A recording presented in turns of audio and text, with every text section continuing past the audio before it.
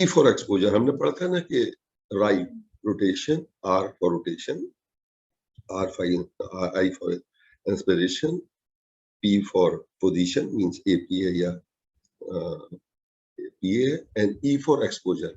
Exposure वही जो शुरू में मैंने बताया था कि ये डिपेंड करता है ड्यूरेशन पे भी और एमए पे भी कितना दिया गया है।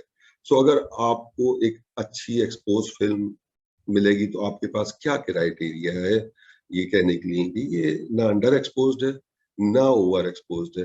तो अंडर एक्सपोज और जब ओवर एक्सपोज ना हो तो एक अच्छी फिल्म को देखने के लिए जो हार्ट की पोस्टीरियरली आपको जो रिट्रो एक्सटर्नल जो है पोजीशन में आप देखें तो ये आपको बहुत ही वर्टिब्री की जस्ट मार्जिन्स नजर आ रही हैं।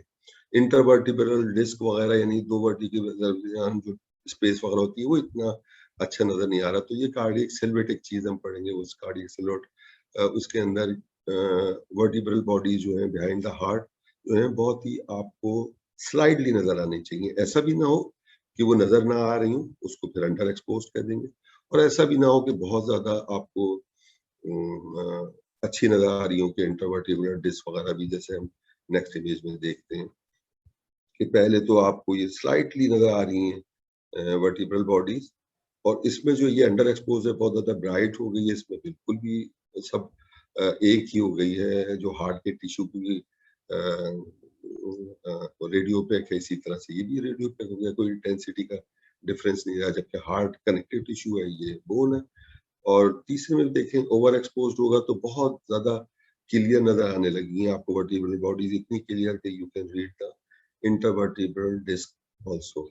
सो for a normal exposure, for a normal film हमें बस जस्ट फेंटली विजिबल नजर आनी चाहिए। अगर बहुत प्रोमिनेंटली विजिबल है तो वो ओवर एक्सपोज्ड है, और बिल्कुल भी नजर नहीं आ रही है तो अंडर एक्सपोज्ड है। बहुत सिंपल सा क्राइटेरिया है कि हार्ट के पोस्टीरियरली मैं वर्टिब्रल बॉडीज देखूंगा, मुझे वर्टिब्रल बॉडीज जस्ट फेंटली धुंधली नजर आनी चाहिए, इतनी धुंधली कि मुझे वाजे इंटरवर्टिब्रल डिस्क नजर नहीं आए। अगर वाजे इंटरवर्टिब्रल डिस्क और बहुत ही प्रोमिनेंट वर्टिब्रल बॉडीज नजर आ रही हैं तो इसका मतलब, और फिर लंग्स भी ब्लैक होंगे तो फिर उसमें इंटरप्रेट करना आसानी होगा, तो उसको कहेंगे ओवर एक्सपोज्ड, ये ओवर एक्सपोज्ड है। और अगर ऐसा हो जाए कि बिल्कुल ही वर्टिब्रल बॉडीज ही नजर नहीं आ रही हैं, डिस्क तो छोड़े दूर की बात, जो नॉर्मली हमने पढ़ा कि फेंट एटलीस्ट वर्टिब्रल बॉडीज नजर आनी चाहिए, तो और जो ओवरऑल व्हाइट सी लगेगी आपको फिल्म, तो उसको हम कहेंगे अंडर एक्सपोज फिल्म। जी बेटा कोई सवाल कर रहा था? सर ये तो आजकल डिजिटल सिस्टम पे भी होता है, ज्यादा डार्क वगैरह फिल्म को बनाना तो डार्क बना देते हैं और वाइट करना होता तो वाइट बना देते हैं। बिल्कुल सही कह रहे हैं आप, बट नहीं तो वो व्हाइट करना बिल्कुल सही कह रहे हैं आप। तो इससे मैं जी समझा नहीं कि सवाल क्या निकल रहा है इसमें। आप बिल्कुल सही कह वो रहे हैं कि वो सर ये कि इसमें सेटिंग वगैरह का इशू होता है ना, जो ओवर एक्सपोज डिजिटल में उसमें जी जी केमिकल का होता है कि जी जी रेडियोग्राफर ने कितना मिली एम्पेयर दिया है तो उसको उसी हिसाब से केमिकल में डिप करके रखना होता है। तो वो जो है मैनुअल, अगर आप मुझसे पूछेंगे तो मैनुअल उनके लिए आसान होता है, वो अगर उन्होंने ज्यादा एक्सपोज कर दिए तो उसको कम डिप करते हैं, और जी जी डिजिटल में भी कंट्रोल में ले आते हैं। बट हम तो ये पढ़ रहे हैं इसमें बेटा, हम ये नहीं पढ़ रहे कि किन वजूहात की बिना पे ओवर एक्सपोज हो गई है या किन वजूहात की बिना पे अंडर एक्सपोज्ड है।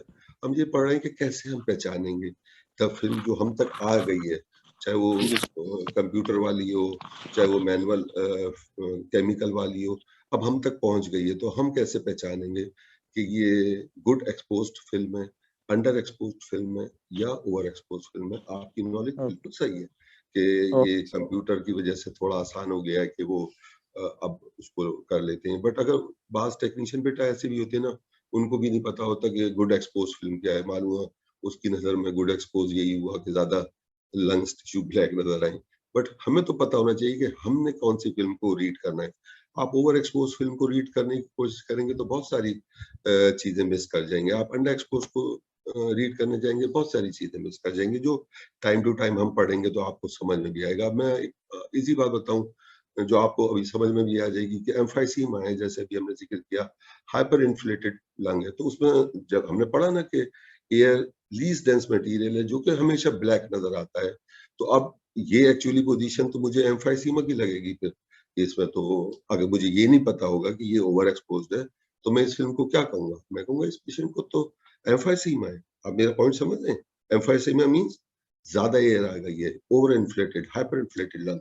और एयर ज्यादा जब आ जाती है तो क्या होता है?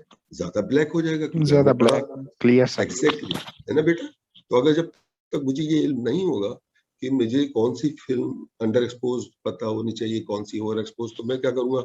जो फिल्म मुझ तक पहुंच गई मैं वो उसी हिसाब से रीड कर ली। अब मैं था तो अपनी नजर में सही कि वो तो एम्फाइसीमा में ब्लैक नजर आती है, रेडियो लूसेंट बहुत ज्यादा हो जाते हैं लंग्स, क्योंकि ओवर इन्फ्लेटेड है, बहुत ज्यादा एयर है। तो अब मुझे पता है कि मैं इसको एम्फीसीमा में नहीं कंसीडर करूंगा, बिकॉज मुझे इतनी ज्यादा हार्ट के पोस्टीरियरली वर्टिब्रल बॉडीज प्रोमिनेंट नजर आ रही हैं, और इतनी ज्यादा प्रोमिनेंट है कि मुझे उसके वो जो डिस्क है in between the two vertebrae, वो भी तक आराम से मैं स्टडी कर सकता हूँ। तो मैं कोई स्पाइन तो स्टडी करने नहीं जा रहा। तो मैंने क्राइटेरिया, मैंने बोला, हमने साइंसदानों ने क्राइटेरिया क्या बनाया कि आपको वर्टिब्रल बॉडीज जरूर नजर आए, बट सिर्फ इतनी नजर आए कि they are barely able to read, इतनी कि उसमें और से देखेंगे तो आपको जाकर पता चलेगा कि एक वर्टिब्रल के दरमियान, दूसरी वर्टिब्रल के दरमियान एक छोटी सी थिन सी इंटरवर्टिब्रल डिस्क है, जिसको लफ्ज इस्तेमाल किया faintly visible vertebral body behind the heart. बस एक जस्ट ये लफ्ज याद रखें। अगर ये बहुत प्रोमिनेंटली विजिबल है, ओवर एक्सपोज, बिल्कुल भी विजिबल नहीं है, अंडर एक्सपोज। सो सिंपल है ना बेटा? सो ये क्राइटेरिया है हमारा। यहाँ तक सबको समझ में आ रहा है? तो आगे चलते हैं। सब समझ में आ गया बेटा? राइट का मतलब जी सर, Yes, sir. क्लियर।